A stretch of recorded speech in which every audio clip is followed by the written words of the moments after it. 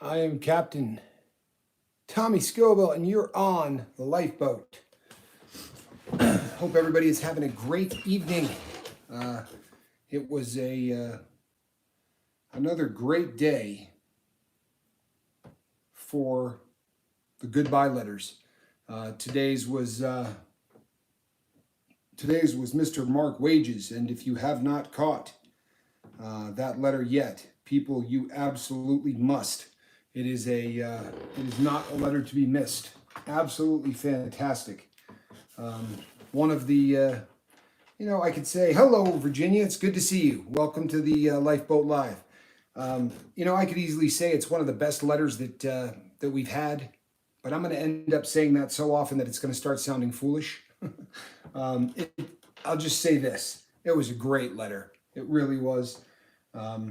Mark, I know Mark's going to be on here in a little bit, so I'll probably hold off a little on the praise until Mark actually arrives, because I would love to give him all of the credit that he deserves. It's what a great letter. And you know what? It's a statement. Mark is a great guy. We're so blessed to have him here on the lifeboat. We really are. He's just been such a solid guy to have around. He's gone out of his way to put in so much extra effort to ensure that we keep smooth sailing, and on top of that, looking good at the same time, which is a huge thing. As I have said many times in the past, I'm not really good at YouTube. I have spent a lot of time and effort studying, addiction and things having to do with the subject matter. But when it comes to the nuts and bolts, day-to-day sort of operations of making the boat look like we know what we're doing, I'm not. I'm really out of my element. So, to have Mark there really, digging his heels in and helping us all along the way has just been, absolutely fantastic. I don't know. Honestly, I don't know how I can thank the guy enough. People, if you were on last night's live feed, it was one of the best, hands down. It was the best live feed that we've ever done here. The amount of caring and the amount of advice and things that were going back and forth between all of the different people on the boat. The crew was supporting one another. It really resembled a group therapy session a lot more than it did a live feed, and that's great. That's right in the wheelhouse for what it is that we're trying to do, to make sure that everybody has the tools that they need. And Mark so eloquently described those tools in his letter today. It was a sort of a great example of exactly what we're talking about, what we're trying to assemble here. Mark was just spot on with that. He, boy, the feedback that we've gotten from that. But last night's live feed, we've had now hundreds and hundreds of views of people that have been coming and watching that, and we have really hit a growth spurt in the last 3 or 4 days of new crew members that are coming on board. If you happen to see a new crew member, someone that you have not seen, please reach out. Take the time to welcome them to the boat, and just show them who and what we are, because obviously we're different, and we want to make sure that we do everything within our power to ensure that we kind of stick out as being different. Cemetery 76 says, hello, folks. Welcome. Mark Wages, it is great to see you. Mark, the number of people who have commented on your goodbye letter already has just been absolutely incredible. What a great letter, Mark. You hit it out of the park. There was so much emotion in that. And it was just, the way that you did it, I think is probably, it was somewhat unique. Hold on, people. I think I might have heard something. It was somewhat unique compared to how some of the others have been done. Look what I got. Come on in, Georgie. People, I have a furry friend who is staying with me for the weekend. So Georgie girl is down here. She's a good girl. got a big golden retriever that is hanging out with me for the next couple of days. And boy, I'll tell you something. There is something about fur and just that kind of unconditional love that you get from an animal that is just so incredible. I'm always very, very happy when Georgie stops by for a visit. Okay, you gotta lay down now, girl. Good girl. So good girl. Sit. Lay down. Yeah. Good girl. So, but as I was saying earlier, the live feed from last night had so many people that have been viewing it, reviewing it, posting it, talking about it. The comments from some of the new crew members. There are a lot of people that have come on board in the last 3 days. We've got about 50, I believe, new crew members in the last couple of days, and it's awesome. The driving force behind that, it has not been the live feeds. Although I think a lot of those people came on and got a chance to meet some of the crew, but the driving force behind that growth spurt has definitely been the goodbye letters. What a powerful, powerful thing that we're doing here.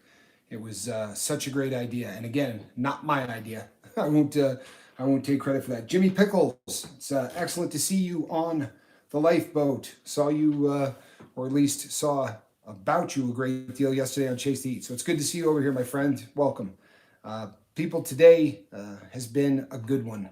I know it started out really cold here in northern Nevada. If you watched my my early morning video, we actually had snow on the mountains.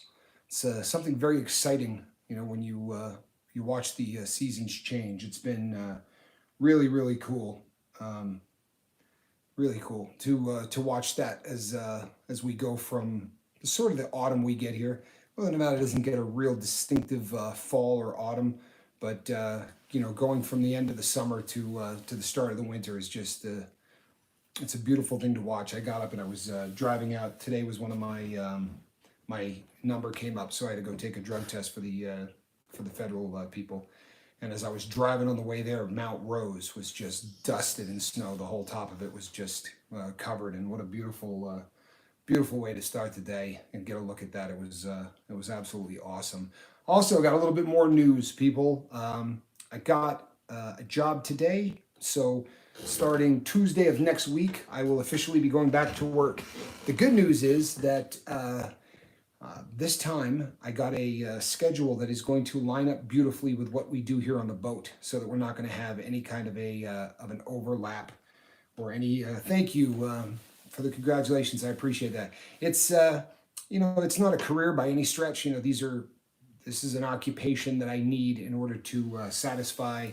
When you get out of federal prison, you go on probation. It's a screwed up way to do it, because obviously probation usually means you're not going to jail. But in the federal system, as I mentioned last night, you go from being incarcerated to being on federal probation.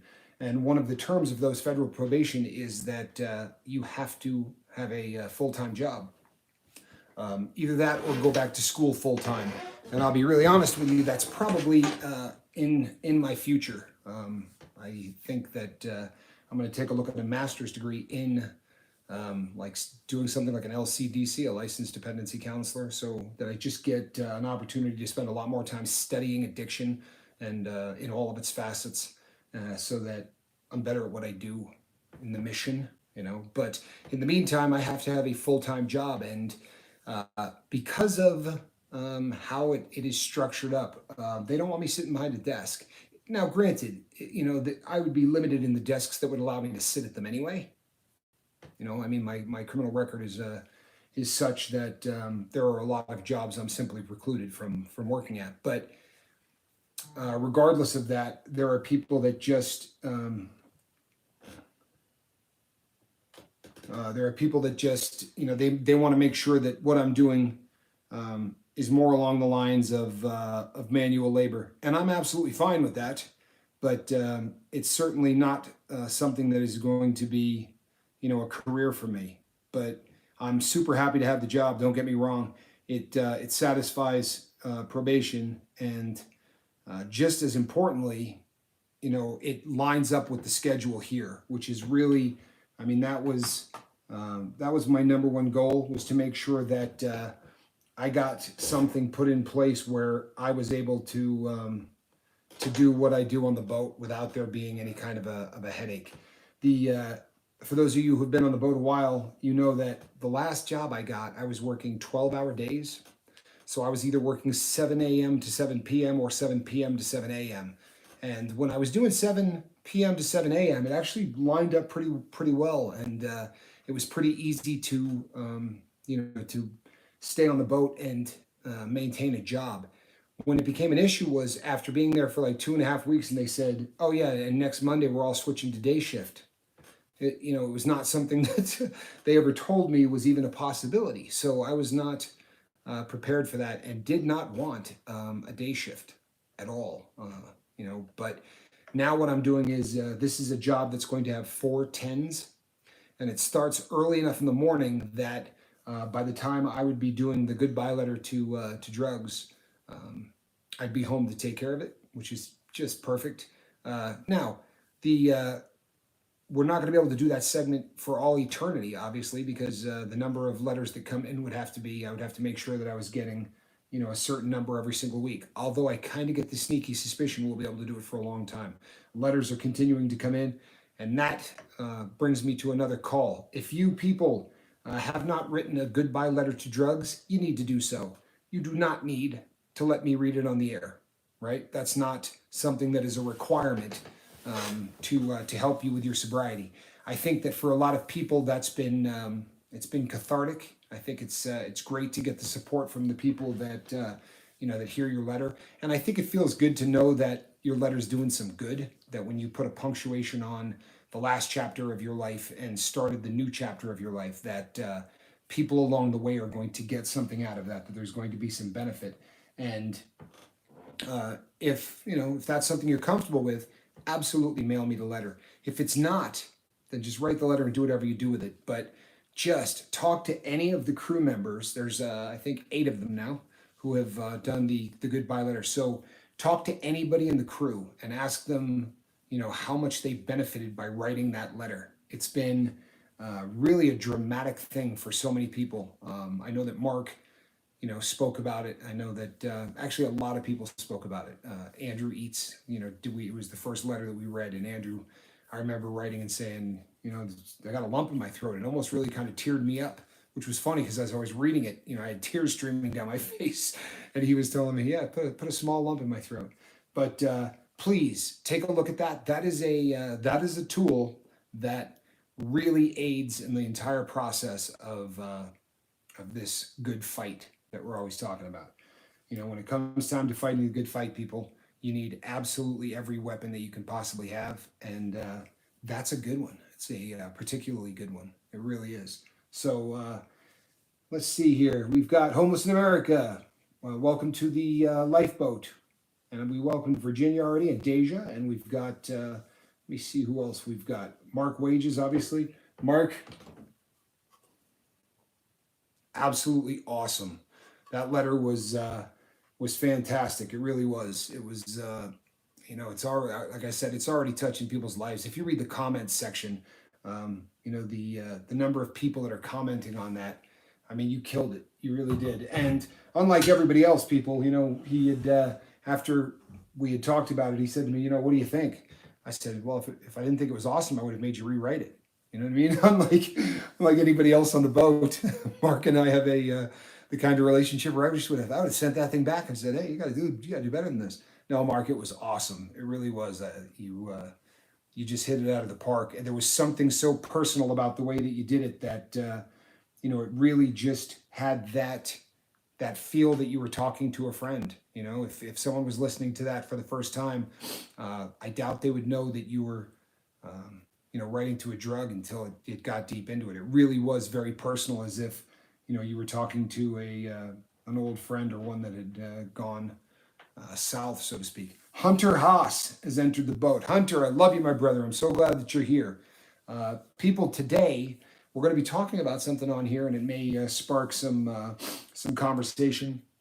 If not, you guys could talk amongst yourself. But this is something that I've had numerous emails on recently, so it's something that I wanted to discuss. There's a couple of things that we're going to discuss, but the first one is people have been writing in and talking to me about triggers, and I think that there's some misconceptions If you've been on the boat from the very beginning, we spent a we spent a pretty decent amount of time going over the trigger thing. But if you just got here, there's a really good chance you haven't gone through all the videos yet, and you probably haven't seen any of the videos that I did on triggers. But from the emails I'm getting, there is a misconception that that I would kind of like to stomp out if I could. People seem to think that triggers in your life are something that if this thing happens, it's over, right? The trigger is, it's almost as if to say the trigger is pulled as soon as it happens and the ball game is over, right? It's something that drives you instantly back to your drug of choice. And that simply is not the case. When Mark had taken the helm one night, he was talking about triggers and he was talking about how fast the brain can process something like that. And people, we're talking about, a fraction of a second is how long it takes for your brain to process something, and that thought or that vision. You see a place that you've been or you smell something. It's literally under a second, and you're already deep in terms of all of that happening. So because of that, that's not something that you're going to fight. You're not going to be able to work up something in your brain where you can stop that from happening in that you know flash of a second.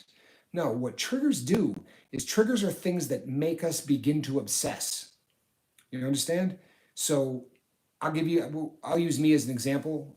If you're new to the boat, you'll find that I use me as an example a lot because it's really the only go-to that I can do. I don't know even the people whose stories I know intimately. I don't know what things trigger those people unless they've written it down or shared it with the entire group. But uh, there were things that I did when I was using, and there was a long stretch where every single morning I got up and, to use the drug terminology, I fixed.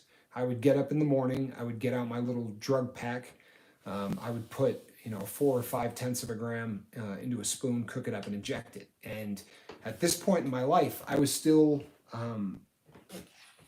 right, functioning. I don't know that you can ever function like that, but that is to say that I was going to work, I was paying the bills, I had a home, I had a couple of cars, right? I was a functioning addict, so to speak. But when I would get up in the morning, I would send my son off to school, and I would turn on a specific album every single morning, and this was literally years. And I would turn it up about as loud as it would possibly go. And the album was Guns N' Roses' "Appetite for Destruction." And that album has become fairly notorious because one of the members of the band was kicked out of the band for refusing to do heroin. And during the court records, it sort of came out that that album was when Guns N' Roses was deep into their experimentation and their addiction in some cases to heroin. So it's kind of a heroin album, but these are the songs that I would get up and do my thing to. And one of them, which is a heroin anthem, is a song called "Mr. Brownstone," which is absolutely about heroin. But it's the lyrics aside, the driving beat of that song every single morning, right? Some people call it neuro linguistic behavioral training, right? You have the visual because you're playing with the accoutrements of the drugs. You got all of the paraphernalia there, and you've got the sound, and you've got the smell, and you're bombarding every one of your senses, and you're doing this again and again and again. Well, what happens is my brain reacts in a very big way when it hears, the song "Mr. Brownstone." That song's a trigger. It doesn't mean that if I hear it on the radio, it's the end of the world. That's it. He heard, Guns N' Roses. There goes his sobriety, right? It's not, I don't want people to get the idea when we're talking about triggers that's what we're talking about. What it does is it will immediately make me fixate on a time in my life when I was using. There's no getting around that. That will trigger those thoughts. It will trigger memories that are tied to nothing but drugs. Does that make sense?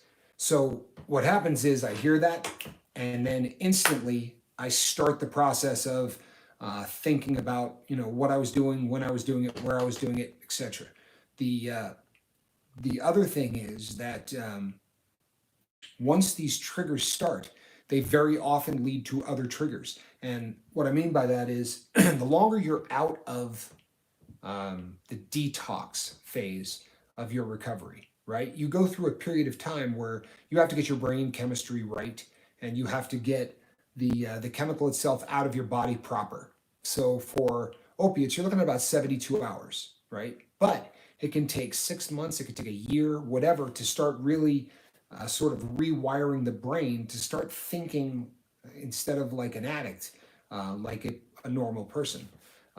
Once you get through that period of time and your brain starts functioning correctly, one of the phenomenons that we have as addicts is that when we think about the drug, the really horrendous things that we went through tend to get lost.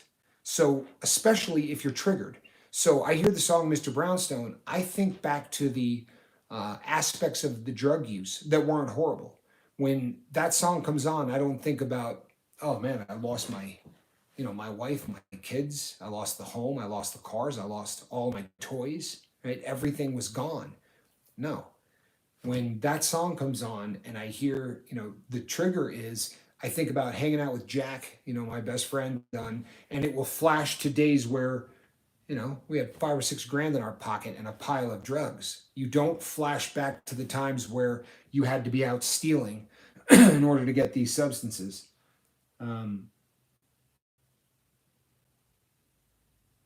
Okay, sorry. So it becomes one of those things that you really have to guard yourself against romanticizing an addiction that was awful. And the longer you've been gone, the easier it is to romanticize specific aspects. And that's what these triggers do. They bring back a mindset. So when I talk about, avoiding triggers, there are going to be radio stations that play this song. Now, I can reach up, I can turn it off, right? However, as I said in the beginning of this, it takes not even a second for your brain to start the process because of something it hears, sees, smells, whatever. So, although I can flip that off really, really quickly, I'm not going to get it off the radio in time to. Hunter Haas says, "Have a good night, everybody." Hunter, God bless. Appreciate you stopping by. I'm not going to be able to turn that off before the process starts. So when I start talking about, avoiding triggers, I'm not going to have the CD in my car. It's probably not a good idea. And because of how much time I spent doing drugs and listening to that particular CD, I'm going to go out on a limb and say that there's never going to be a time in my life where it's going to be where it's going to be okay for me to just sit down and jam out to Guns N' Roses. At least that album. It's probably not very realistic for me. So that is the type of thing I'm talking about when I say avoid specific triggers, or driving a different route to get where you're going so that you don't drive by your drug dealer's house every single day on the way to work. If I got to go 2 blocks out of the way so that I don't drive by a place that I purchased heroin 2,000 times, I'm going to go out of my way to make sure that I don't drive by that, because that to me is a very small thing that I can do. It's not going to take a whole lot of effort on my part, but it's going to ensure that I have a better chance of success. Ryan. Ryan says, I'm going through medical detox Tuesday. Did you ever do a medical detox? Oh, Lord, yes. I have done medical detox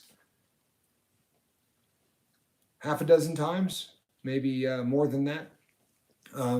Medical detox is probably the best case scenario for someone who is trying to get off a drug that has physical dependency. There are drugs that are physically dependent and there are drugs that aren't. Ryan, you were the gentleman that said he was drinking a water bottle every single day full of vodka, and you've been doing this for years. You're 24 years old, right? That's who I'm talking to. So in your case, Ryan, that, let me see here, what did it pop up? Yeah, Ryan, that is you. I'm pretty sure I got the right guy. But if you're the gentleman who's drinking a water bottle a day full of vodka, Ryan, then we're talking about physical dependency. You have reached a what can you expect? Well, because of the amount of alcohol that you were doing, and again, I hope I'm talking to the right person, but uh, if you're the guy that was drinking a bottle of vodka a day, um, your body becomes dependent on the alcohol, which means they don't want to take you cold turkey off of the alcohol. I've said this before on the show, and every once in a while someone will argue with me on this. It is a medical fact. This is not debatable. Uh, Alcohol, if you've reached a point of physical dependence, can kill you if you try to quit it cold turkey. Doesn't mean that there aren't people who drank a lot. Um, there's no. That doesn't mean that there aren't people who drank a awful lot and were still able to quit. But when you do reach physical dependency, the possibility for seizures and death from acute alcohol withdrawal is very, very real. So when you go into medical assisted detox, what you can expect is they're going to sedate you for the first period of time when you first get there. You're scared. You know what? I don't blame you, but I'm telling you right now, you got nothing to be scared of. You really don't. This is, if you were doing this without medical assistance, you would have a scary road in front of you. But their job, believe it or not, is to make sure that this isn't scary. Ryan, they're going to go out of their way to make this the most pleasant experience that you can possibly imagine. They're not there to try to teach you a lesson. They're not there to try to make this an awful procedure so that you don't ever come back and there's none of that. It's a very professional situation. And honestly, I can't begin to stress this enough. They are going to go really, really out of their way to make this painless. I mean, really, that's the best way to describe it. Traditionally, when you do medical assisted detox, they will keep you unconscious for the part of the process that is the most difficult. I don't mean they're going to put you under. I mean they're going to sedate you so that while your body is leaching out all of this alcohol, what they're going to do is give you benzos, right? Benzodiazepines. And benzodiazepines are the exact same family in terms of what's going on in your brain. Your brain doesn't know the difference because there really isn't one in terms of what it does chemically between taking Xanax and drinking.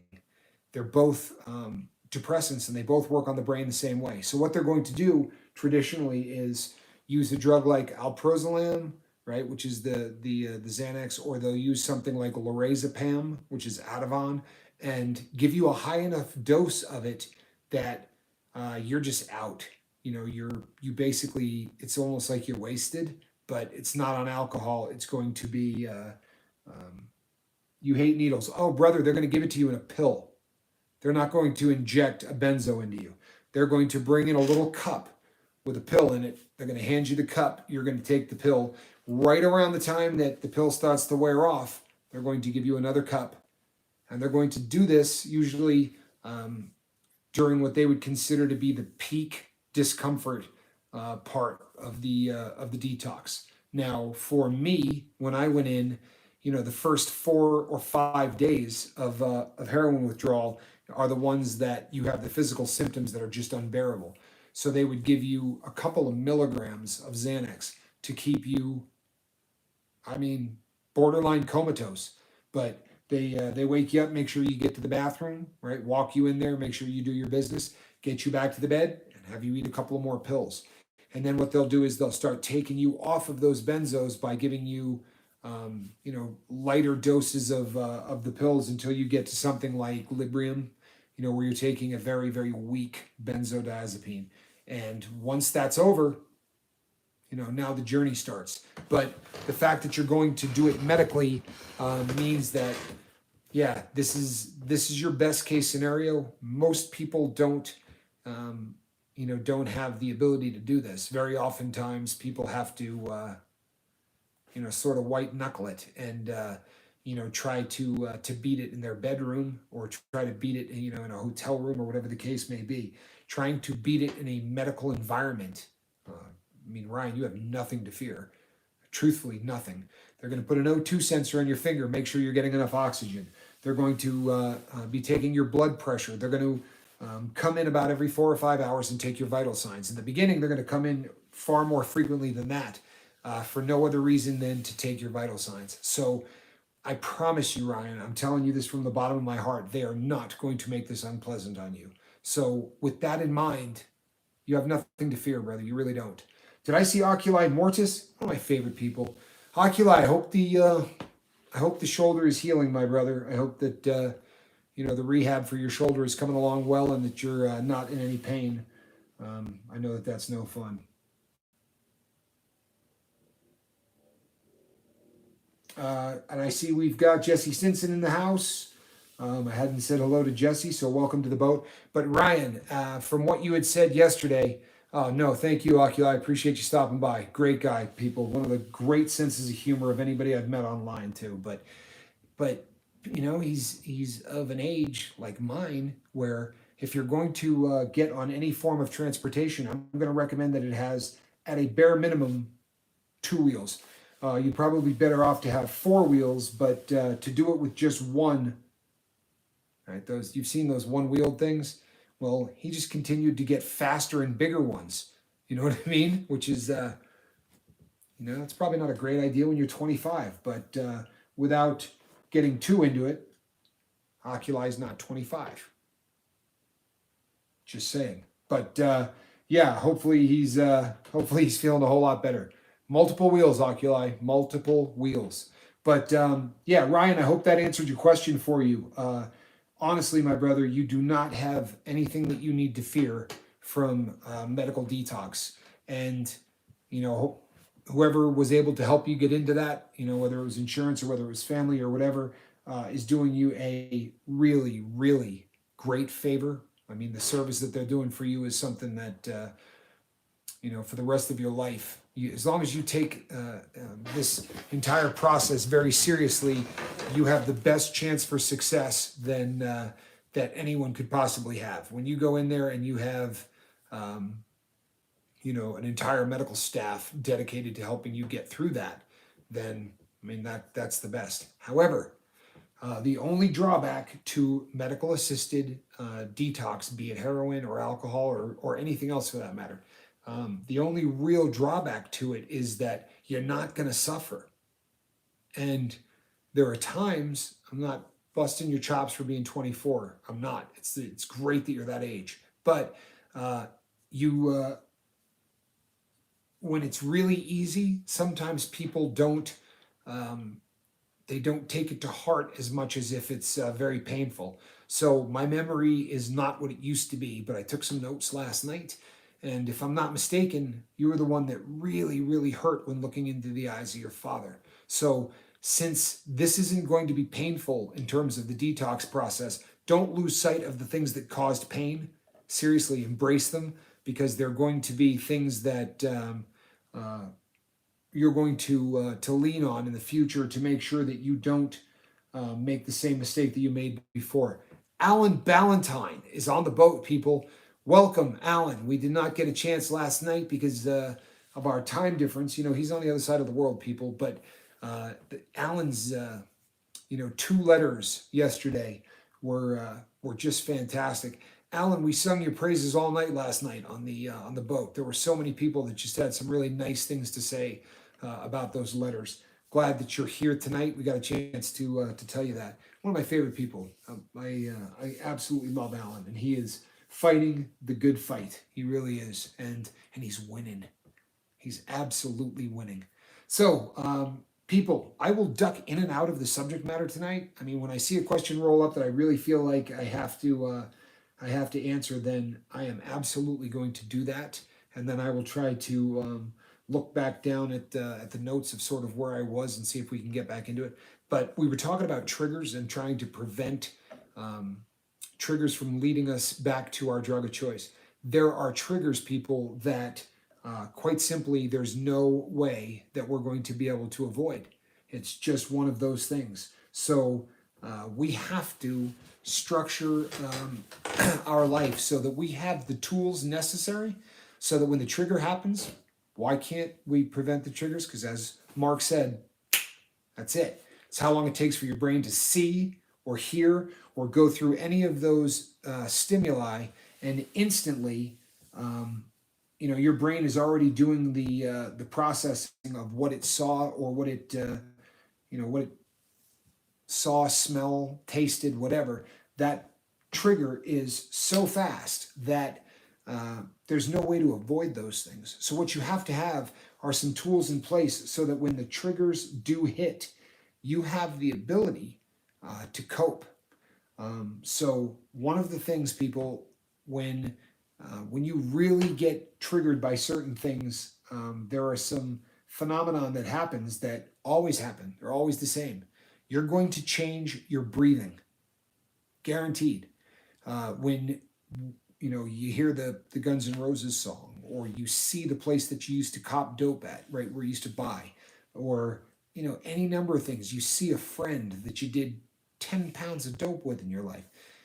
Your body, your brain is going to see it. It's going to take you back instantly to that time, and the next thing you know, you're going to be going through a process that you've got to pound the brakes on, and that you have to pound the brakes on very, very quickly. In order to pull that off, you sort of have to talk the brain out of what it wants to do. And what your brain is going to want to do instantly is start to change its breathing habits, right? All of these things act like dominoes and go all the way down the line, that eventually end up in what is very similar to a panic attack. And it's your brain getting your body to say, I need this, right? You need to feed me this. It really is that simple. I saw Seventh Son, I believe, come across the screen. Glad you're here, my friend. So the easiest way to short circuit that each and every time is to get your breathing back under control. There are videos in the library, people. If you go back, there are entire videos that were dedicated to nothing else. Don't talk to me, Siri. There were videos that dealt with nothing else other than breathing, getting your breathing under control. I have used this example before, and I will use it often because it is one of the best illustrations of what it means with the whole breathing thing. But you understand that the things that happen inside the brain when we start to go through these panics and we start to feel these things, our brain can't distinguish between our life is threatened and I'm really angry at my boss. Once you start doing you start breathing a little bit more shallow, and you start, you flex some muscles, and all of these different things happen.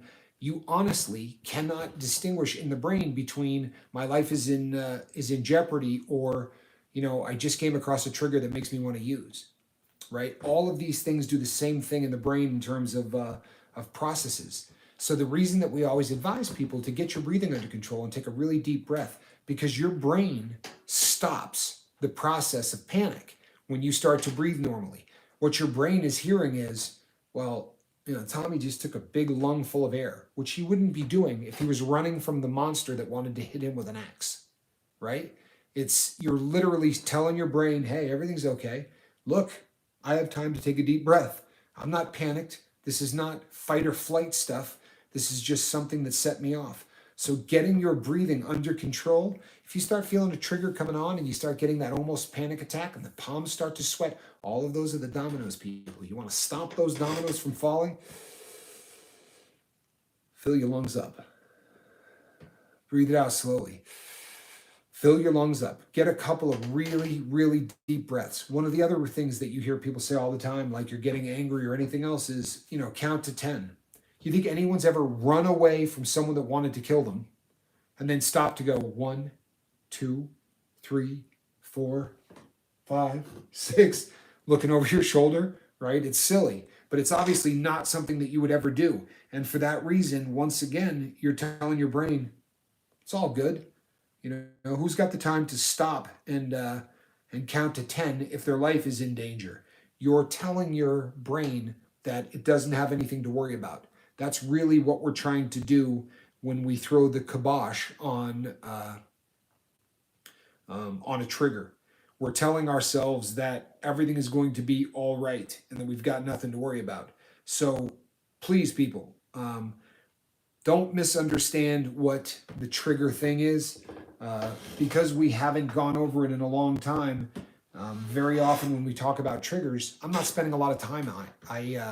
I basically have come to believe that everybody on the boat, has heard the videos that we did on triggers.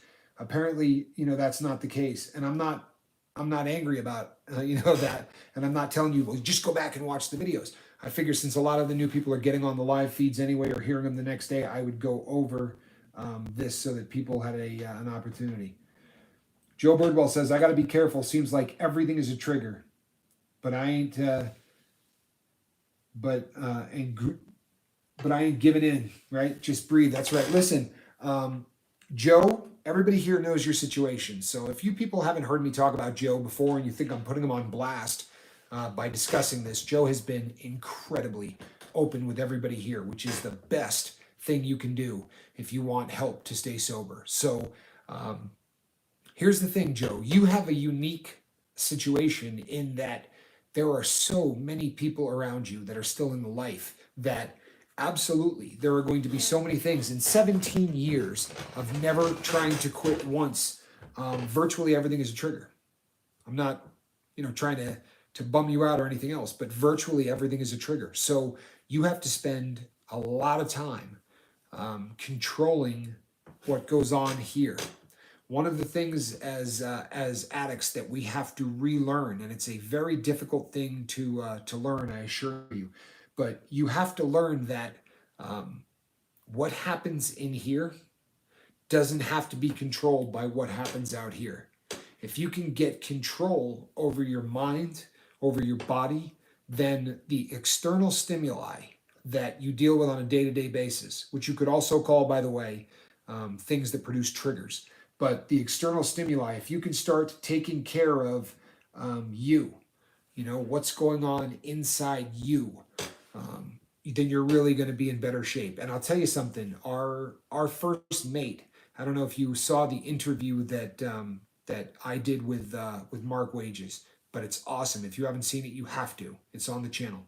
But Mark said something during the interview that I don't think you can say enough. I really don't. As we start to talk about things like, well, everything you've done in the last 17 years, you've done high, so everything is a trigger. Mark said that what was important for him. Charlie Mullins, good to see you, my brother. I am lucky you are here. Mark said for him it was important to start creating new memories that didn't involve his drug of choice. And people, this isn't something I've come across in all of the reading I've done in the textbooks and all of that. They don't hammer this home. And the first time I heard it, I went, wow, that it really is such a great thing. We've talked a million times about how, two things can't occupy the same space, and it's the same way in your brain. So when triggers and things happen, if you can push a new thought into your brain, fantastic, because you're not going to be able to have both of them in there at the same time. Once again, Mark, has gone over many times about how multitasking doesn't happen, right? That's just a fallacy. When someone says, well, he's a great multitasker, there's nobody on this planet whose brain is doing two things at the exact same time. Quite simply put, it doesn't happen. It doesn't. I mean, you're not thinking two separate thoughts at the same time. So if you can get that thought out of your head and start to concentrate on a different thought, then you're usually in good shape, Joe. And this is why we differ from a lot of the people that say, well, you got to do it for you. Getting you in your head to occupy that space and push out the trigger or the thought of using, what are you going to do? Go, I'm such a cool person, I'm not going to use. I'm doing this for me, I'm not going to use. Think about your daughter, and you'll shove that thought of use out of your head. Think about your beautiful wife, or think about whatever is your why, right? For me, it's cut and dry. It really is. And it's evolving because I've got so many other things in my life right now that that I care a great deal about. But when it first started, the days that were awful and I wanted to use, it was my son and my daughter. That was my why. That was the thing that I was going to that was the thought that I would go to every time I really wanted to call the dealer, because the love of myself is not going to be enough to keep me from making that phone call. Especially, if I'm being honest, when I first quit, I didn't love myself. I didn't even like myself. Georgie, did you hear my borrowed doggy snoring? I've got video, people. I don't know how I can get this video up or post it, but Georgie's a big girl. She's got to be pushing 100 pounds. And I took her for a walk today to go do her business because I had just finished feeding her. And Georgie went out and laid down on her back and stuck both feet in the air and just refused to move. Had a leash around her neck. And I'm not one of those guys that can drag a dog by a leash. Like, I don't even like it when I see other people do that. So, I gave it the gentle tug and that didn't work. And I went over and I'm literally trying to pick this like 100-pound golden retriever up to get her onto her feet so she might be willing to walk out of the little wooded area by the pond, actually where I filmed the Stroming video. But I'm trying to pick Georgie up to set her on her feet so that she would walk out of there. And people, if I could post the video, the dog smiles. The dog has a grin on its face like, Tommy's an idiot. He's not going to get me to do what he wants. Now when I walk Georgie, I bring a pocket full of treats. I'm learning. But she was a very, very stubborn dog today. The video is about 4 minutes long. This was just the most thick-headed. He says, my friend would make PB&Js and take them to the homeless people sleeping on the streets in Portland, Oregon. Anybody that reaches out to people in need is a hero, right? Anybody whose mission is to, through kindness, change the world or leave the earth a better place than they found it is a hero, in my opinion. My ex-wife, comes up from time to time, and obviously we're exes, so we're no longer married. But that's my fault. It really is. She was a really, really good person, but she used to keep food in the car for that reason, and she would always keep dog food in a Ziploc bag, because here in Nevada, for whatever reason, the homeless very often have pets with them, and she would keep pet food and food for humans in the car at all times. And when we would pull up to a light and somebody would have a sign, or something that said, we'll work for food or whatever, she was always there to give them something to eat. And it's good stuff. It really is. We're a very, very prosperous nation, and it seems to me almost unreasonable that we can't take care of the people in this country who need to be taken care of. That's about as political as I'm going to get. Oculi Mortis just said, you have a great heart, Deja Moores. You know what? There is no question.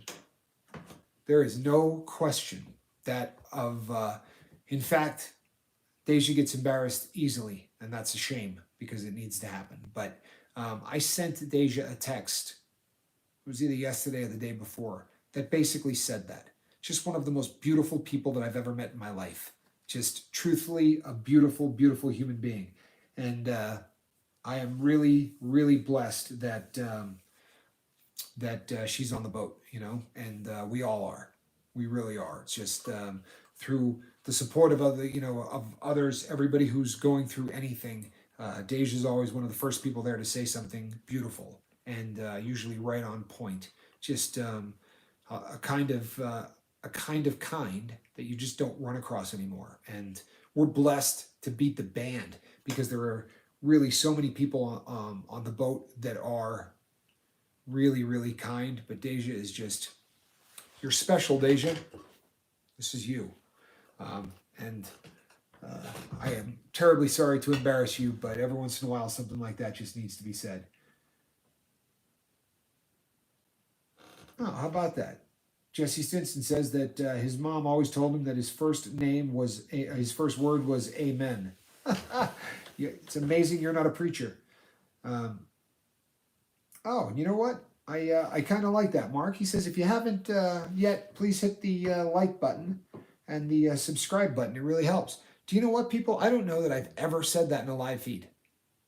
I may be the only host dumb enough not to. So I can't keep my thoughts in order long enough to do that. Yeah, please hit the like button. It's at this point we have a new partner. Well, we will shortly. We've filled out all the paperwork to have our new partner with YouTube, and anything we can do to make that algorithm hum just a little bit better, we absolutely want to do that. It's definitely of a benefit to everything that we're doing here on the lifeboat. It really really is. Um, and folks, the 5 o'clock segment coming up this next week. We will not necessarily be doing goodbye letters every day of the week. Instead, people, we are going to be doing the interviews that I was talking about.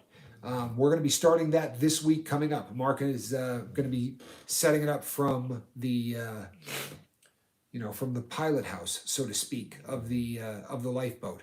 The our engineer and chief resident intelligent person is going to make sure that I don't have to think about the setup of that, so that we'll have the split screen, and it's going to be a chance for the crew to get to know the crew. This is the goodbye letters do that. There's no question. It gives you real insight into the people who are on this boat, what their drug of choice is, and just who they are. There's definitely some insight there. But the this next segment that's coming up is far more than that. What this does is really give you a chance to know the person.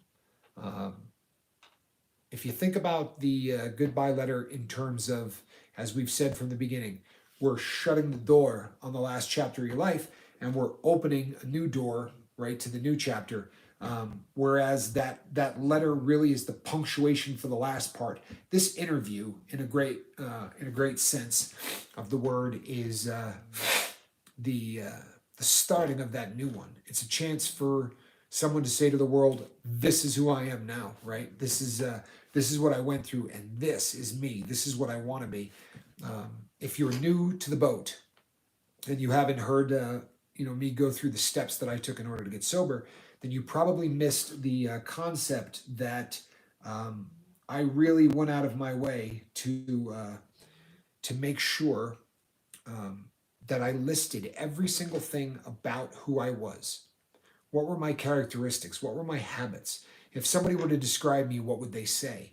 And the words came up. Were things like thief, right? Dishonest, unreliable, and it was difficult. And it hurts. It makes you want to run and use, so you don't have to think about it. But if you do it with an eye of everything that I'm writing here is what I am going to change, right? Then that exercise almost becomes exciting, because when I started the next list, it was, well, I'm never going to lie to anybody again, and I'm not going to steal anything ever again, and I'm going to be able to be relied upon, and I'm going to be, and it was just continuing. Did I just see Lady Fiona Crispin enter the boat? It's good to have you, Fiona. Running a little late. No, I'm just kidding. Welcome to the boat. But yeah, it gives you the opportunity to design a new you, to make the best you that you can be, and that's what we do. It's what really, I think, separates our philosophy from so many others. We're really about creating a whole new you. It's not enough to be sober. I mean, getting clean and not having the drugs in your system quite simply just means that you're no longer under the influence. But if you are the same selfish jackwagon that you were when you were using, then what difference does it make? For real, you're gonna be the same you without dope. That's not what we're shooting for. What we're shooting for is the best you. And if you had been the best you prior to your drug use, you probably wouldn't have gone down that road. I mean, truthfully, it's just not particularly logical. So, people, I'm going to be, here's another subject matter that I want to get into. But before I do, I want to make sure that if there's any questions or if there's anything that I haven't seen that people are asking about. So I'm going to take a second here to sort of look through this. And at the same time, oh yeah, candy corn. I don't want to hear it, Deja. Quite simply, I do not want to hear it. This, oh, all right, people. The second subject that continually I get in emails all of the time is probably one of the most difficult questions to answer because in a lot of ways it's unique to every single person. But the question that comes up all the time is, how do I say no? Honestly, people, I probably get 30 or 40 emails a week from people that say, I watched the show, I love what you guys are doing there, yada, yada. My big thing is, wanting to learn how to say no. And I don't ever want to be a smart aleck, but I always want to go, I want to take the little duh faced emoji. Like, of course, that's the problem, right? That is the very definition of what we're trying to do is to learn to be able to say no. Uh, Folks, to harp on something that we continue talking about, for me, when I got sober, what keeps me saying no is quite simply put, and if you think about it, it makes unbelievable sense. It's your why. If I say to somebody, ask a 2-year-old, can I go do this? No. It's the next question. Why? Why are you saying no? If you can't answer why you're saying no, you will not say no. Does that make perfect sense? I mean, is that as crystal clear as anything on the planet? You want to learn how to say no to your drug of choice? Then you have to understand why you are saying no. And if your answer is, well, I don't like the life that I'm living when I'm using, okay, maybe that will be enough for you. It wouldn't have been enough for me because the very first time I get anywhere near drugs, I'm going to forget the bad parts and I'm going to remember the great parts. I'm going to remember the initial rush. I'm going to remember all of the nice, warm feelings that that I experienced. But I'm not going to remember all of the gnashing of the teeth and the dope sickness and all of the things I lost. That stuff fades from memory. What never fades from memory is the high, the nod, right? All of the things that felt so good about it. So when the time comes to say no, you better know why you're saying no. So as you start to go down this journey, Ryan, if you're still listening, right? You're at the foot of this mountain. You're just starting. Have a clear-cut reason in your head for exactly why it is that you are saying no. Last night, you said some very poignant things about what it meant to look and see disappointment in your parents' eyes. That's a hell of a why. And I'm telling you that because it was mine. It was a huge why for me. Family across the board was my why. But my daughter and my son, big time, because I didn't want to be the father that was a letdown, especially because I don't know what that feels like. I had a father that never let me down.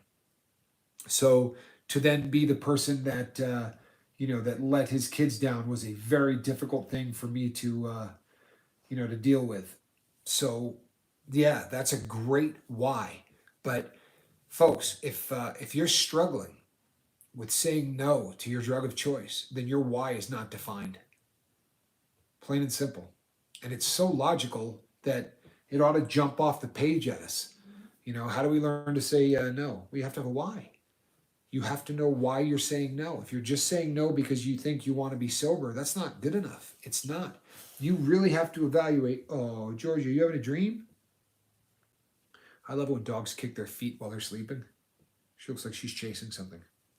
But you, as you're going into the process of quitting, you really, really need to get a very, very defined why, a very defined why in your head. Georgie, I'll have you know that Lady Fee Crispin just said hi to you. Oh, if you could see how excited she looks.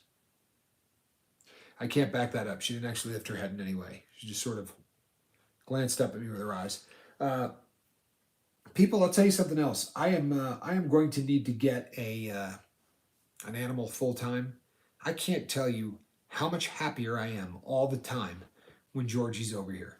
There's something about having a furry companion nearby, whether it be a dog or a cat or whatever kind of animal you're into. But there is something magical about dogs. They really are just, or cats. I mean, pets in general. And they've done studies that say that they make you live longer. There's really something magical to the whole pet thing. People, if you got on late, starting next Tuesday, I'm going back to work, and different job. The job that I'm going to be working, I had to stop this because Jesse Stinson said, when I ate the Carolina Reaper's cheese balls, I felt uh, pain for roughly 20 minutes. Would that be the 6 ball challenge? Because I've done the 6 ball challenge, and I would say that that's right in the wheelhouse. It definitely burns for at least 20 minutes, and it's a painful challenge. That's my brother Johnny's challenge, by the way, if you were unaware of that. But yeah, really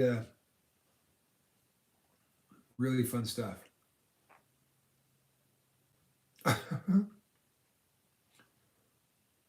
He said he had weird dreams afterwards. Yeah, I could see that too. Capsaicin does really funny things in the body, people. It's strong enough pain that your brain thinks it's in deep trouble. And whenever our brain thinks it's in deep trouble, it sends down large amounts of chemicals to protect us. If that politely gagging thing, if you badmouth my candy corn again, you're walking the plank. Alrighty, people. So I'm starting a new job next week.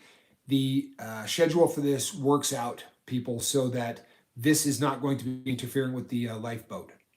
As I told you the last time, um, it was said that I needed to get my priorities in order. I needed to make a decision what was what was more important to me.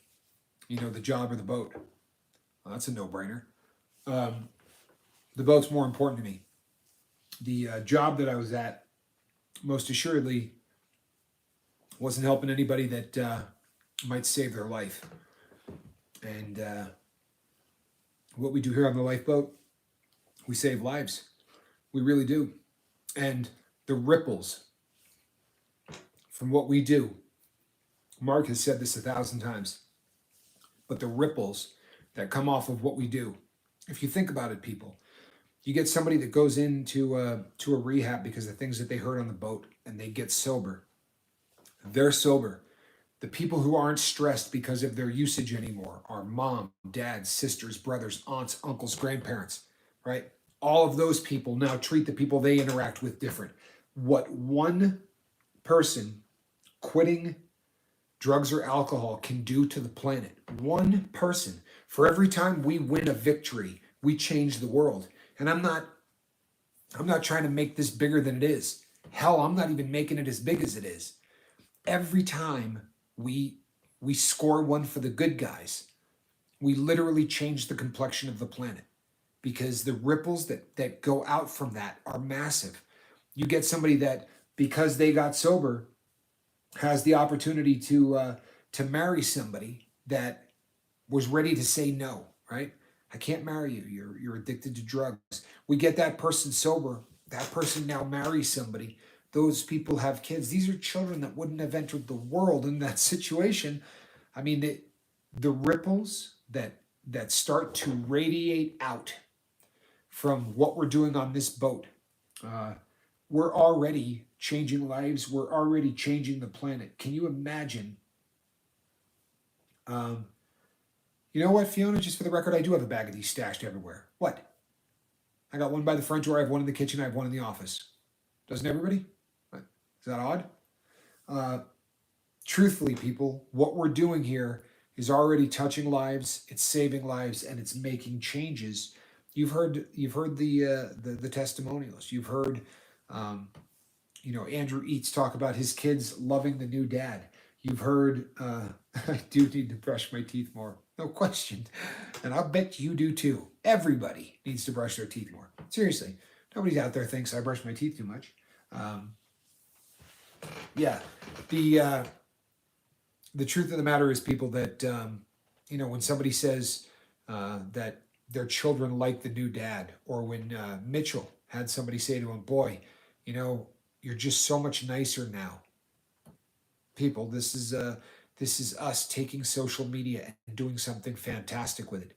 And let me tell you from experience that social media, for the most part, is not a very kind place. Yeah. In fact, for the most part, it is a vicious and mean place.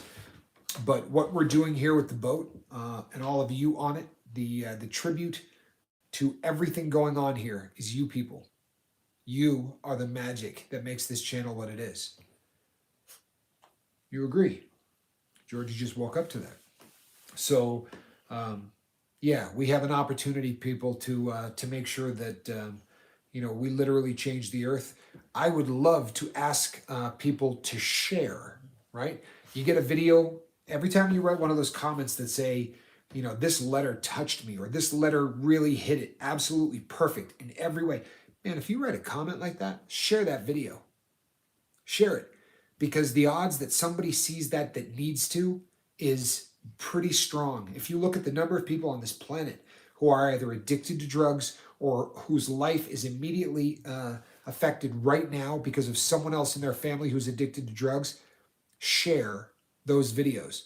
It's been amazing how many people's lives have already been touched by that. Stefano, my friend from Australia, very, very talented young man. We talked about him last night. I'm happy that you're here. Uh,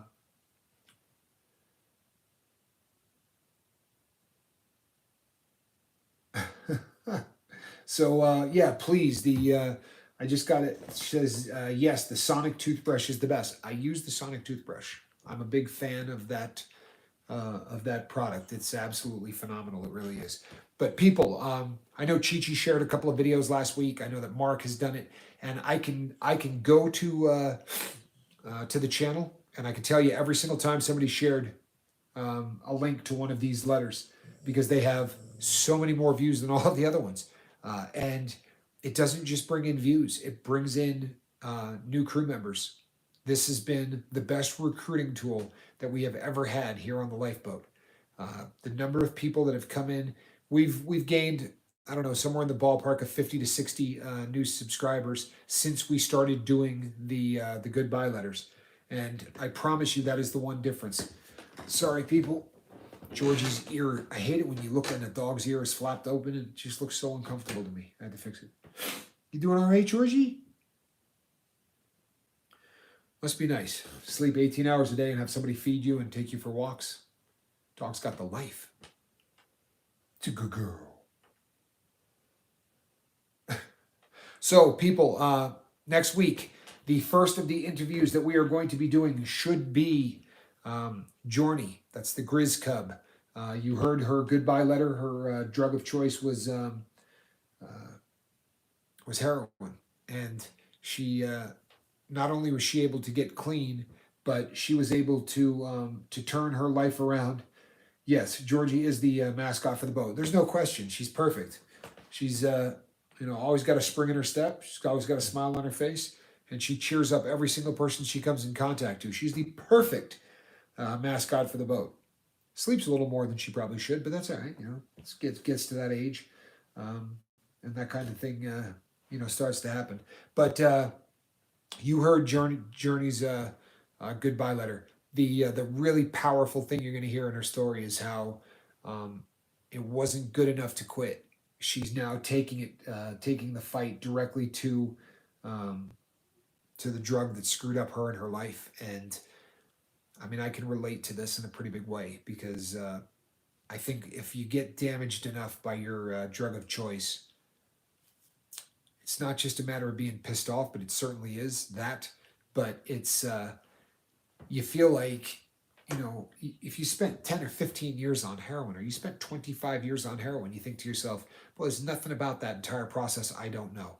There is literally nothing about that process that I don't know.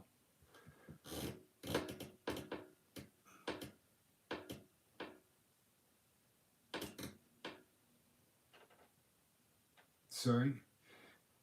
Absolute Truth said, I was one of those who was married and had a son at 40. It was totally a mistake from God. I had to come off a 7-year run with heroin, was 10 years clean, to fail again with meth, going on 12 years. Tell you what, that's tough, my friend. So you're going on 12 years of meth now? Is that what I'm to understand? Or are you saying that you've been sober to fall again with meth? You're going on 12 years. So you've been using meth for the last 12 years. Is that correct? I'm terribly sorry if that's the case. Absolute Truth. I really am sorry that is if that's the case. But I'll tell you what, if you're still in it and you've been using it for 12 years, the time comes that you decide you want off of this. There's going to be a whole lot of people here that are ready to support you in that journey. And in the meantime, there's not anybody here that's going to look down their nose at you for being in that phase. Because the truth of the matter is, people, that a time has to come where a person says, "I'm ready to, I'm ready to take the plunge." And if you are ready to take the plunge,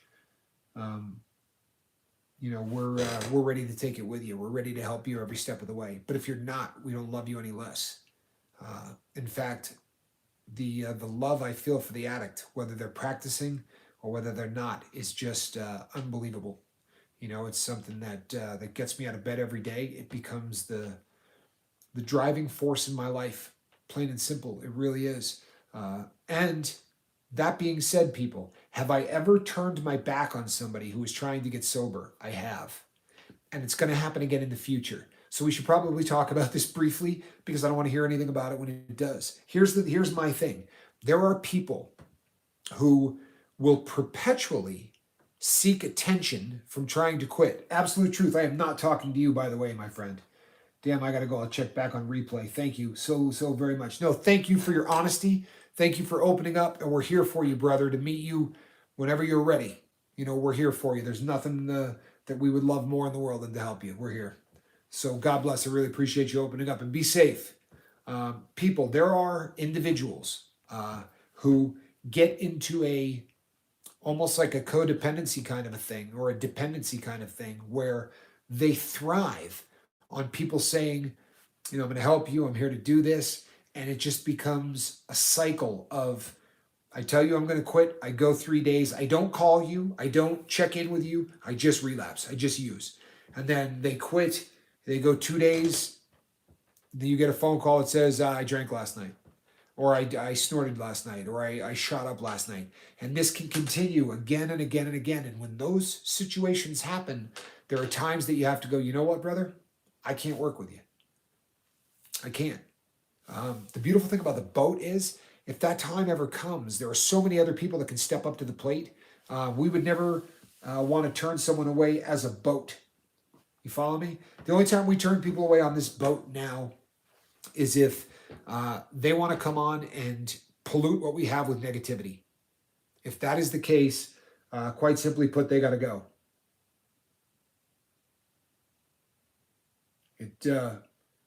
It really is one of those situations. I am not, as the captain of this boat, going to allow people to come on here and try to break down any of the crew members, or come on here solely for the purpose of disrupting.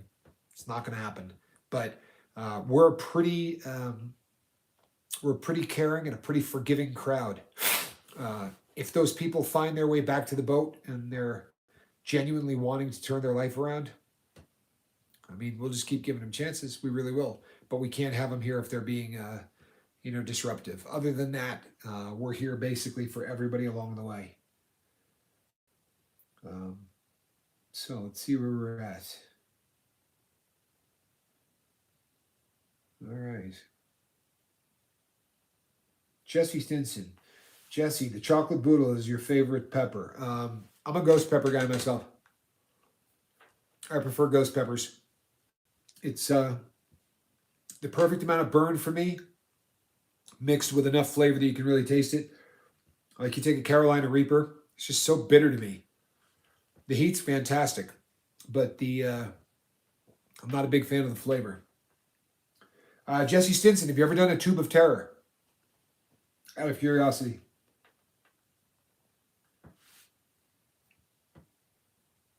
Yes, ghost pepper is getting into the Halloween season. I'm surprised that I haven't said that before.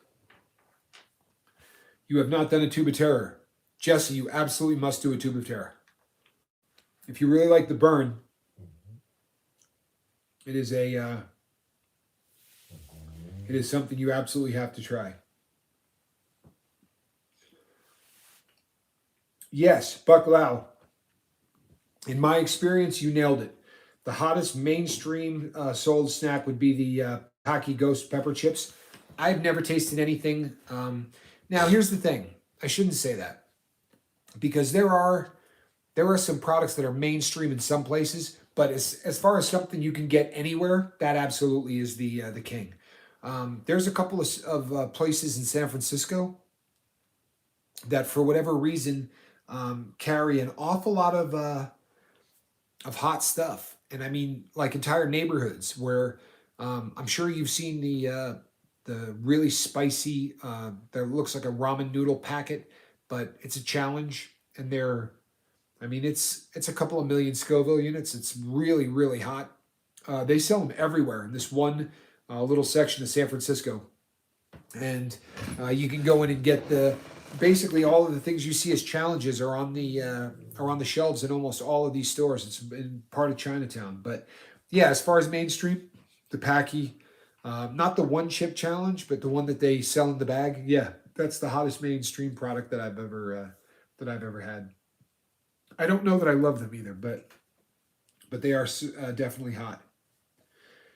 Wages says I can eat Heinz ketchup with fries. Hey, pace yourself, Mark. Pace yourself. And the next day is tough on that. But look, my favorite sauce of any kind is Tabasco green, and it's not a hot sauce. I mean, it really isn't. But for my money, you can put it on anything. Like I could eat it on cereal, and it's just so tasty. I will get you the address of the neighborhood, Bucklow. I have to ask. I was in the halfway house, so I don't know San Francisco well, but it was on the way to. I worked at on Main Street in Oakland. There's a place called Bay Ship, and I used to work there. And we would go through Chinatown, but we would stop and get these ramen noodles. And every little store, I went in and said to the guy, "Oh man, you're out of these." He was like, "Oh yeah, if you go, you go two doors down, they're gonna be selling it there." And this is not the kind of thing you see on shelves. Buck Lau, reach out to me. My address is Captain Tommy Scoville at gmail.com. I won't be able to give it to you tonight because I'm going to have to email the guys that I worked with, but I will get you the address to that part of town. And you live in San Francisco. I was out there for a year. I was technically living in Oakland, but yeah, I was in that part of the world. And Jack, who is my best friend, you hear me talk about all the time, lives in Benicia. So I get out to the Bay Area a lot. It's one of the few places that I can go and go often. I get out there quite a bit.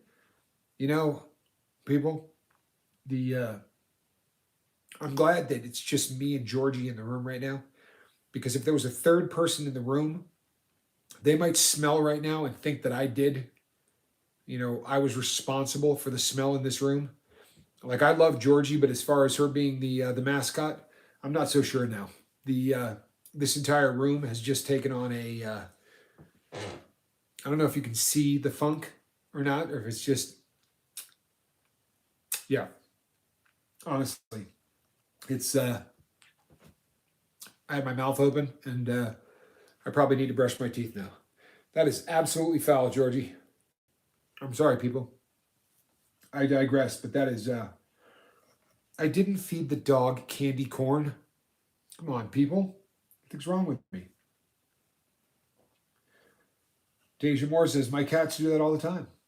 Crop dusting me. Oh my goodness. No, I don't. I did not feed the dog candy corn, people. I believe that you're never supposed to feed animals candy, right? I mean, I'm not even that much of a screw up. I will brush my teeth really well. You do the same.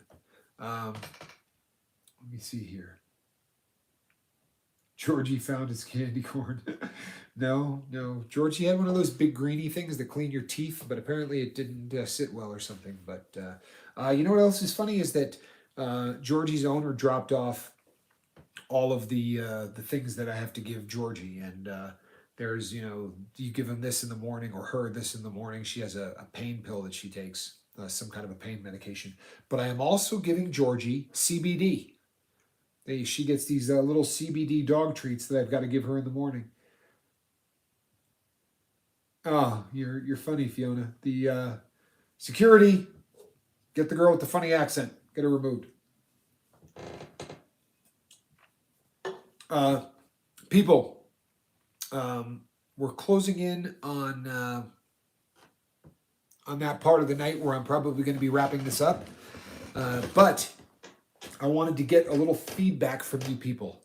I'm thinking of doing a live feed tomorrow and doing it considerably earlier in the day so that we give a shot for the people on the East Coast to get an opportunity to get on this. I get a lot of emails from people that say, it's midnight by the time you go live, and we'd love to get on the wasabi and vegetable. Okay, they want to get on it, but it's just too late. If I do the, do you know any tincture is not sold in more? Do you know why tincture is not sold in more stores? Yeah, to be really honest, a lot of research has been done about this. And what it really boils down to, quite simply, is we're a rare breed, brother. I mean, if you start looking at the chili head, you might get some novelty purchases, but the people like you, the people like like Jesse Stinson, and the people like my brother, the real dyed in the wool chili heads. Um, there's just not very many of us, so it doesn't make a lot of sense for these people to stock the shelves. How hot is a tube of terror for me? On a scale of 1 to 10, I would say it's a 8.5. Especially the new one. I've never ever done anything that was hotter than a tube of terror. Just haven't. Especially, I mean, not the regular one, but the 2.0 that they just came out with, which is not 13. It's like closer to 14 or 16 or something. It is the most unbelievable kind of hot that I have ever come across. Absolutely brutal. Yeah. So for um, the yes, that is how hot the tube of terror is, Stefano, and I think I have one on the way to your house anyway, so you'll have a chance to try those. It's amazing if you just people like in terms of stocking shelves and stuff like that. The average person is never going to buy a tincture. There are very few uses for tincture other than simply chasing heat and burning yourself for the love of the burn, and that's a very slim segment of society. Now, I have met people that say that they use tincture to flavor stew or to flavor chili or things like that. I've tried that, and it's never really worked well for me. He says I get crazy with the whole idea that maybe I'm the worst alcoholic ever. Do you ever think you have seen another person worse than me? Oh my gosh, are you absolutely kidding me? Okay, are you talking about personal? I'll tell you what. Get a book. It was written by Duff McKagan from Guns N' Roses. He was drinking between 12 to 14 bottles of red wine a day. 12 to 14 bottles of red wine a day. I had a wife who was 130 pounds, 5'7", who drank a fifth to a fifth and a half, right? A full bottle of anything. Didn't matter to her what the booze was, if it was whatever the sale was. But she could drink a fifth and a half of bourbon. She could drink a fifth and a half of vodka, but she did it every single day without fail. When she would open the first bottle of the night, she would open it and throw the cap into the trash because she was not going to stop drinking that bottle till it was gone. Then she was going to polish off half of the other one. I've seen people drink. I knew a guy, I could say his name, he's no longer with us. His last name was Bailey, and he was close to 350 pounds or so. He was an agent with. I was a president of a publicly traded company. He was the recording agent. He helped me with all of the things done with stock certificates and whatnot for the company. And we traveled all over the world together on New Year's Eve in Salt Lake City, 1999. We were having a party, and we were to the liquor store, me and him, and we were getting. I had a big list, and I had before you came to the party, I would say to you, "What is your what do you drink?" I like Maker's Mark. So I'd buy a gallon of Maker's Mark, right? A couple of half gallons. So I had something for everybody. And he said to me, and get 5/5 of Kettle One. And I said, I've got a ton of vodka. Like I bought vodka in 6 different flavors. I said, I don't know that we're going to need, that much Kettle One on top of it. And he said, no, that's for me. I said, Bill, you need 5/5. He said, yeah. I said, what are you going to do with 5/5? He said, I'm going to drink them. I said, there is no chance on God's green earth you're going to drink 5/5. By the way, Johnny can back me up on this. If you ever want to ask my brother, Johnny can back me up. He knew Mr. Bailey real well. But so I went to this. Party, and the party started at about 6 o'clock. By 7:30, he had 2/5 of Kettle One vodka done, and he drinks it. He would pour it into a water glass and drink it, and boom, just one right after the other, one right after the other. And right toward the end of the night, we had just sang Auld Lang Syne, and we were all getting ready to head on home. And he said to me, he came running up. He goes, "Hey, where's the fifth bottle?" I said, "What are you talking about?" He goes, "We bought 5/5. Where's the fifth bottle?" I said, I put them all in the cupboard. Apparently somebody drank the fifth of alcohol, of vodka, and he demanded that I get in the car and go get him another one. Yeah, there are people out there who reach, epic proportions, Ryan. You are by no stretch of the imagination the worst alcoholic on the planet. And trust me, the amazing thing? The 135-pound girl that drank a fifth and a half a day has not had a sip of alcohol in 17 years. Today, she and her new guy were renting moving vehicles to move all of their stuff out of the condo/apartment that they've been living in into a nice, big, beautiful, $1 million home that she got her life so in order. Your best days are in front of you, Ryan. I promise you, your best days are in front of you. This is going to be a very, very painless process in terms of the detox because you're doing it through medical assist. There isn't going to be any pain involved in that. For that reason, I was saying earlier, I don't know if you were still on. For that reason, make sure, my friend, that you focus on the things that hurt you. I'm not kidding. They're going to end up becoming your why. You need to focus on how you said to me, looking into the disappointment in my family's eyes. Don't forget that disappointment. Don't. That's going to be a why. That's going to be a motivator because it's coming, dude. All of this is going to go away. All of the booze, all of the the dependence, all of that. They're going to go in there and medically bust that out. That's all going away. There's not even a debate for it. You're doing medical assist. That part's off the table, brother. All you have to do now is create the new Ryan. That's it, right? The really heavy lifting is being done at a hospital. So what you need to concentrate on now is saying no. Because all of that, you're going to do it pain-free. It's not going to hurt to quit. So there's that, the human nature and the mind says, oh, well, that wasn't that bad. You know what I mean? Well, we could probably do that again. For real. You asked if I had ever done medical-assisted detox, and I told you 7, 8 times. Well, how come I had to do it more than once? Right? You should only have to do it once. Well, the reason for me was, without having to kick and do the going through it, I was like, that ain't that bad. I'll go get on a 7, 8, 9 month runner, and then what I'll do is I'll head back in and go through another one of these. Mr. Saigon Cinnamon, I am so happy that you're here. Mr. Bent Genetics, I am happy you are here.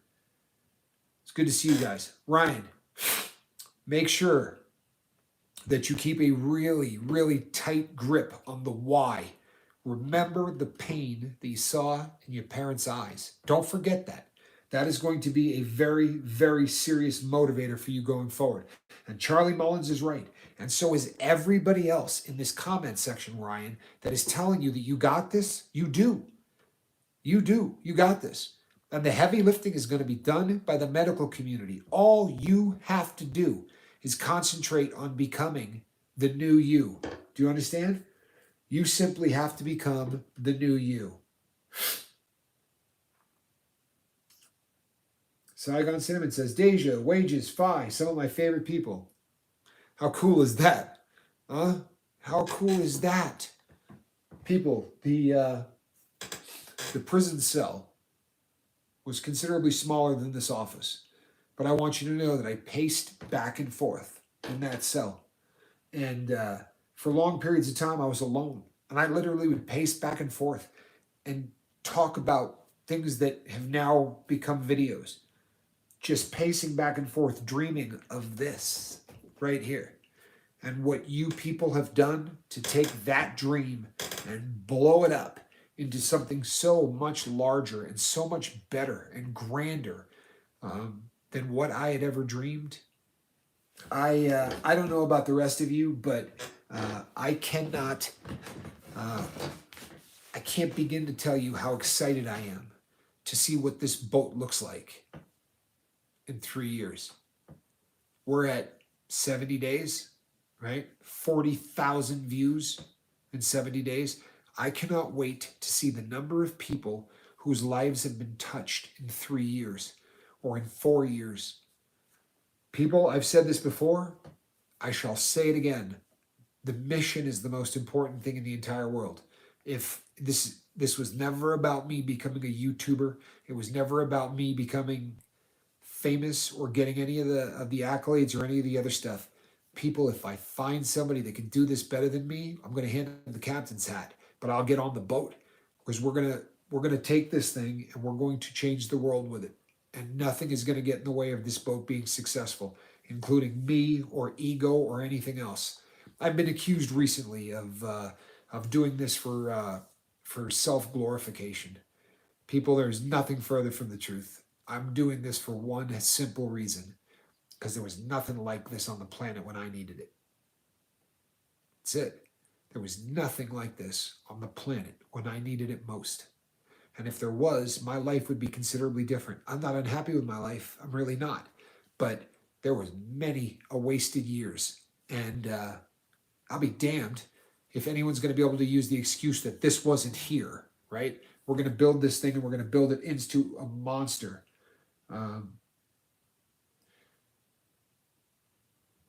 Hold on. This may be let me see. I may have seen the funniest question that you people will ever hear. Let's see this for a second. Bacalao said, did you ever encounter a celebrity or someone publicly famous in prison? If so, how were they treated? Curious. Are you familiar with a gentleman by the name of Drew Peterson? Drew Peterson. Google that name. Drew was very, very famous. He was in all of the newspapers. He was in every. He was on the cover of magazines. He went on the Howard Stern show. He was a police officer who. He was a police officer who, whose wife died. She supposedly drowned, and what happened was. They ended up exhuming her body because his next wife, who was considerably younger than him, disappeared. And they thought that perhaps he had a hand in it. And they started investigating him, and they never found her body. But instead, they exhumed the first wife and found out that he, in fact, had killed her. And he is serving the equivalent of life in prison. He's not actually doing life, but he's doing a very, very long time. And did I come across him? I worked. He was my partner in the kitchen in the federal prison. We were both clerks.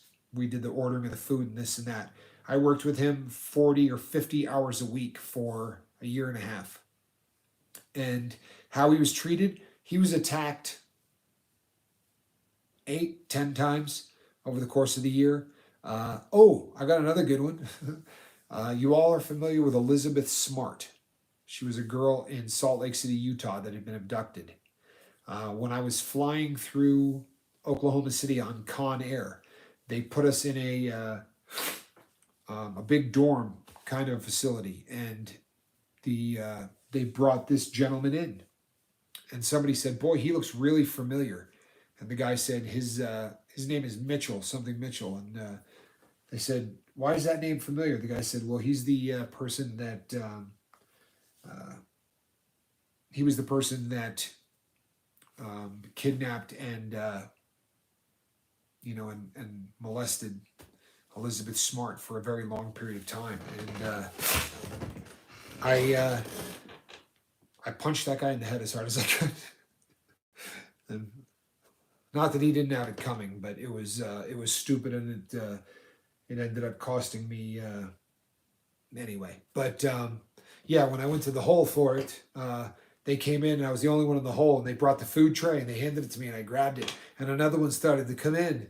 And you're always better off being honest with the cops and the feds because they don't have much of a sense of humor. And I said, "Ah, man, there's only one person in here." And the cop goes, "I know that." He's like, "You can have another tray." He's like, "If you want some chewing tobacco, I can send that in." But I hit him hard enough in the head that when he went down, he went out and he actually knocked over the metal detector. It was righteous. he was he's not a good person. I've come across some famous individuals. I was also on the same yard as Freeway Ricky Ross, but didn't spend any time hanging out with him. He was well respected because of what his crime was. He was the biggest crack dealer in history. They said he made about $12 million selling crack the day they caught him. He had houses all up and down all of California. Yeah, houses making crack, houses counting money, houses that just put money in boxes. It was insane how much money he was making. Who else did I see while I was in there? Gucci Man. He was in there. He was across the street. I was at a active yard, and he was at a like a protective custody yard. But he was there. And last night on the live feed, as I said, I saw the guy from Fridays. I saw Debo. When I got in trouble in Phoenix, we didn't have a shoe, so they had to transeg me to a different facility to go to the shoe, the segregated housing unit. And I was driven there by Debo. Mr. Snoop, does that say? Sup? I don't know. It's a name I hadn't seen before. Welcome to the boat. I'm glad you had a chance to stop in. People, I have run over what I said I was going to do, but knowing the crew, this will be the battle cry of 5 more minutes, 5 more minutes. So here's what we're going to do. We're going to give this a 10-minute countdown starting right now, people. And then we will wrap this thing up. Now, nobody answered my question, so we're going to try this one more time. If I were to do a live feed during the day tomorrow, is that something that you people would be interested in getting on so that we give our East Coast brothers and sisters an opportunity to get on?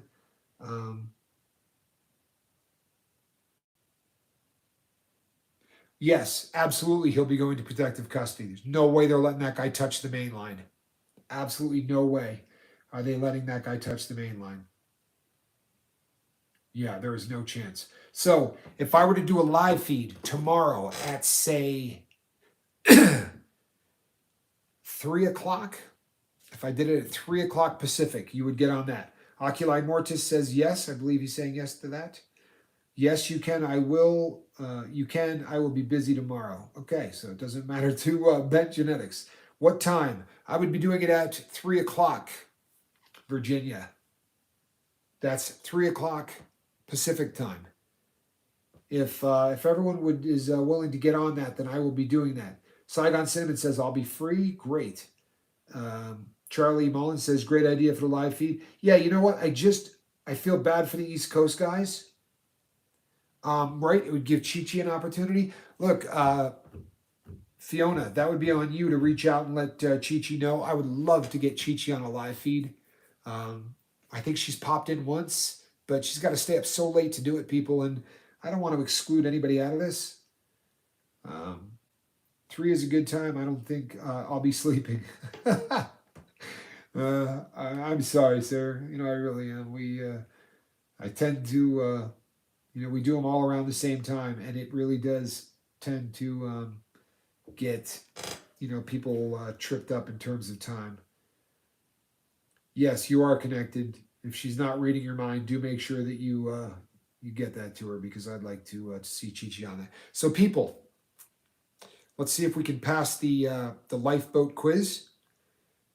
There will be a live feed tomorrow, not at our normal time. Does everybody remember what time that live feed will be at? As it, Pacific time. Tell Linda. Yes. Does somebody have the ability to contact Linda? You know what? I will also tell Wages, because he's magic. Wages can usually do work miracles in terms of people all hearing things. So Deja Moore says candy corn is not allowed at 3 p.m. Pacific Standard Time. Oh, no, it's funny you say that. Tomorrow is actually National Candy Corn Day. So we'll be mailing some out to everybody. FedEx. Deja, you're getting an entire bag's worth. You should have it by tomorrow. How can you not like candy corn once a year? I'm not saying you got to eat it every day, but for 1 month, it's just one of those things.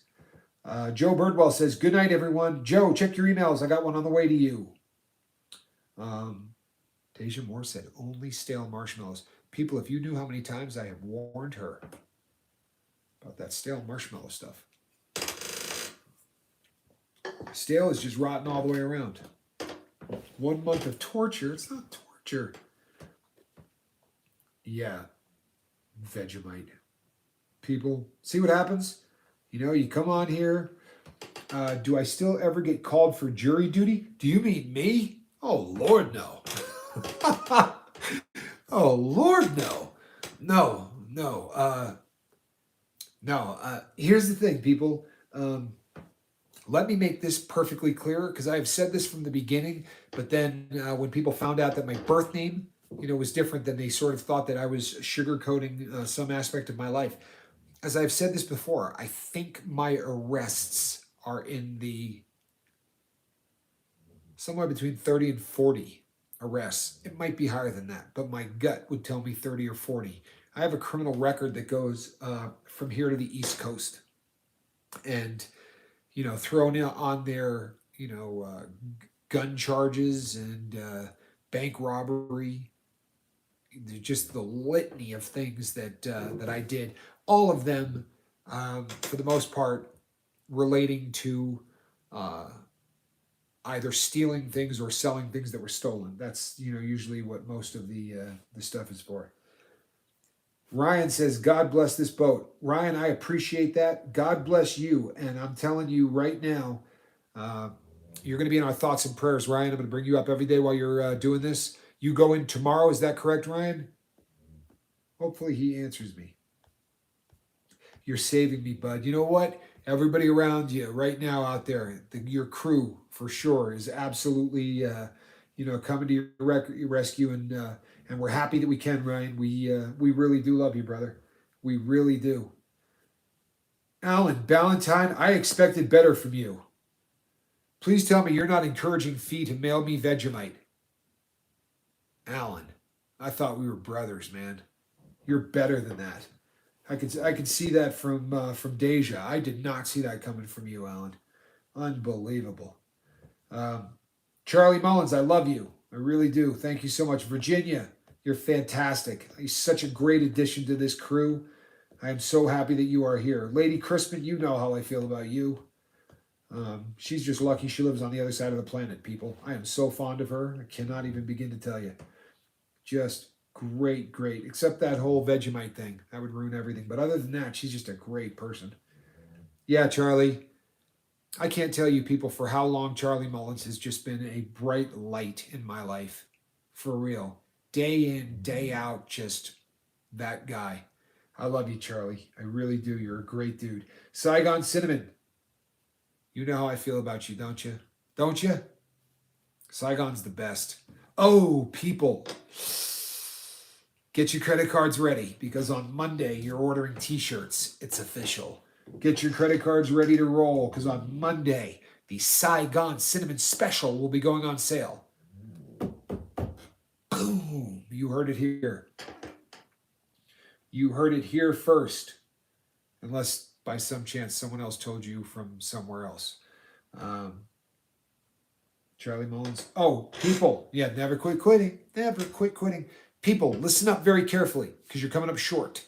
If you want me to send you an email when videos come up, the first Mass Blast email has not come out yet. We have not done it yet, but we're getting ready to. So, if you want to be on that list, you will send an email. You don't have to get long and worded. Add me to the list. That's all you got to write, right? Anything like that. List me. Add me. Here I am. Whatever. To our own bell. OUR, right? Our own bell at gmail.com. You know how you hit the bell for notification? Well, we have our own bell, right? Alan Ballantyne says, much love to you all and God bless everyone. Alan, you know how I feel about you, brother. Alan, you are the absolute best. Alan is just the salt of the earth, people. Everybody here is, but Alan and I have just, we've built a really special friendship that's just, I'm blessed. So I really am. I'm a happier guy having him as a friend. He's just a great guy, really a great guy. So God bless everyone. So to all of you on the boat right now, I would like to wish you a very good evening. I would like to thank you for sticking for the entire time. We've got a pretty good sized crew here. You know what, Fiona? Don't ruin a good evening. Okay, everybody. I am Captain Tommy Scoville. This beautiful furry thing down here on the floor. That would be Georgie. Georgie girl. Yeah, she's having no part of it. I'm Captain Tommy Scoville. This is the lifeboat, people. I will see you on tomorrow's video. It'll be going up in the morning, probably about 8 o'clock. Between now and then, you know what I want you to do, don't you, people? Huh? Say it with me. Let's go out there and save somebody, huh? Bye-bye.